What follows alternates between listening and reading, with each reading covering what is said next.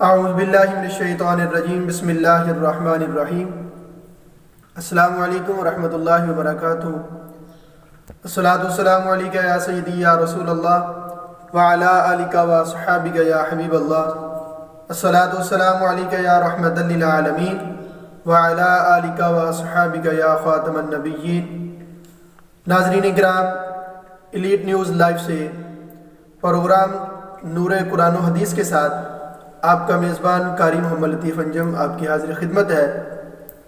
ناظرین کرام، elite news live سے روزانہ کی بنیاد پر آپ کے لیے مختلف موضوعات پر مختلف قسم کے بیانات جو ہیں وہ آپ کی پیش خدمت کیے جاتے ہیں۔ گزشتہ ہمارا موضوع ذکر-e-الہی کی فضیلت اور اہمیت کے بارے میں تھا۔ آج ہم ترک ذکر پر وعیدیں اس پر گفتگو کریں گے کہ اگر کوئی شخص اللہ رب العزت کا ذکر نہیں کرتا تو اس کے لیے کیا وعید ہے۔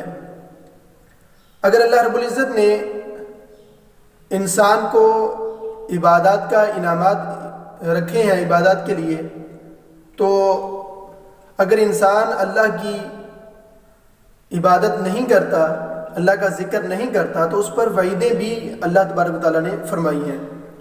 چنانچہ قرآن کریم کے اندر ارشاد باری تعالیٰ ہے، بسم اللہ الرحمن الرحیم، وَمَن يَعْشُ عَن ذِكْرِ الرَّحْمَنِ نُقَيِّضْ لَهُ شَيْطَانًا فَهُوَ لَهُ قَرِينٌ۔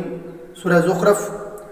اللہ رب العزت نے ارشاد فرمایا کہ جو شخص اللہ کا ذکر چھوڑ دیتا ہے، ہم اس پر شیطان مسلط کر دیتے ہیں، پھر وہ اسے مشورے دیتا ہے۔ یعنی جب انسان اللہ کے ذکر سے غافل ہو جاتا ہے تو شیطان اس پر حاوی ہو جاتا ہے، شیطان اس پر مسلط ہو جاتا ہے۔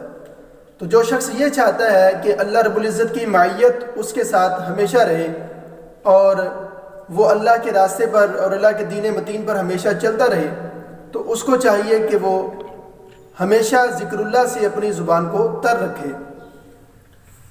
گویا جو شخص اللہ کے ذکر میں غفلت کرے تو مشیر اور اس کا رہبر شیطان ہوتا ہے۔ مولا علی شیر خدا کرم اللہ وجہ الکریم کا یہ فرمان اس آیت کی بہترین تفسیر ہے۔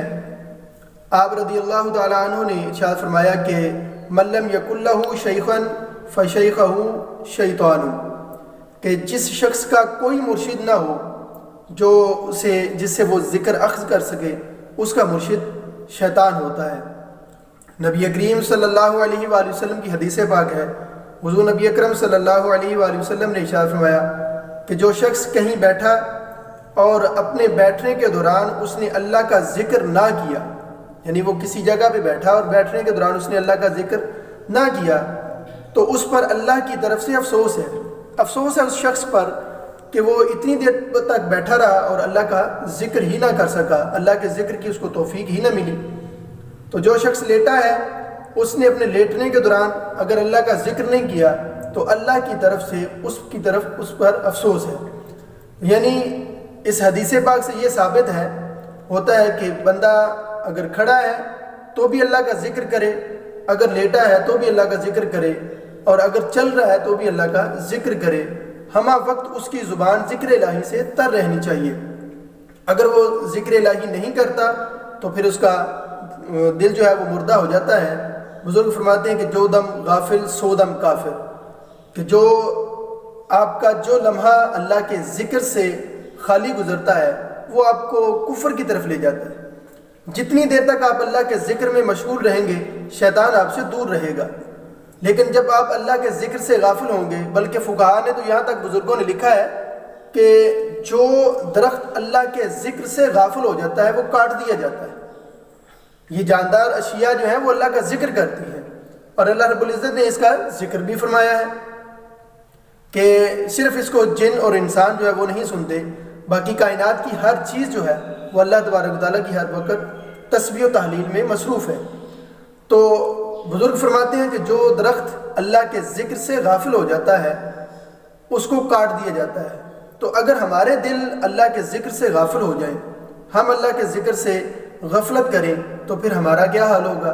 اس لیے ہمیں ہر وقت اللہ کے ذکر سے اپنی زبانوں کو تر رکھنا چاہیے۔ حضور نبی اکرم صلی اللہ علیہ وآلہ وسلم کی حدیث پاک ہے، حضور نے فرمایا کہ جو شخص جو لوگ کسی مجلس میں جمع ہوں اور پھر اللہ کا ذکر کیے بغیر اٹھ جاتے ہیں، ان کی مثال ایسے ہے جیسے وہ مردار گدھے پر سے اٹھ کر چلے گئے، یعنی وہ جب تک بیٹھے رہے مردار گدھے کے پاس ہی بیٹھے رہے، اور یہ بات ان کے لیے حسرت اور پشیمانی کا باعث ہوگی۔ تو ہر وقت انسان کو اپنی زبان اللہ کے ذکر سے جو ہے وہ تر رکھنی چاہیے، تاکہ ہم شیطان کے ہتھ کنڈوں سے، شیطان کے وسوسوں سے محفوظ رہیں۔